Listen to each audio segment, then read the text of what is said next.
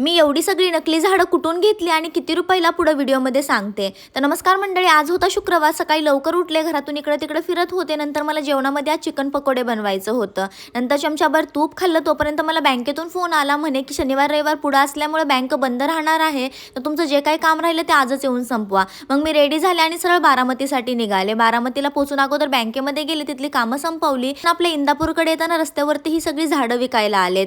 आम्ही भरपूर सगळी झाडं बघितली आणि एवढी छान यांच्याकडे कलेक्शन होतं की मापच नाही. समजत पण नव्हतं की कोणतं ठेवावं आणि कोणतं घ्यावं. मग मी 2 झाडं सिलेक्ट केली जी माझ्यापेक्षा उंच होती. मग त्यांनी मला एक झाड 1800 रुपयाला सांगितलं होतं, पण मी 2 झाडं 2000 रुपयाला घेऊन आले. अण्णांनी पण त्यांच्या गौराईसाठी 2 मोठ्या फुलाच्या कुंड्या घेतल्या. असं तिथून पुढे निघालो आम्ही आणि हॉटेल यशराजला येऊन थांबलो. इथं आम्हाला बोकडाचं मटण खायचं होतं. तसं पण दुपारच्या 4 वाजल्या होत्या आणि सकाळपासून काहीच खाल्लं पिल्लं नव्हतं.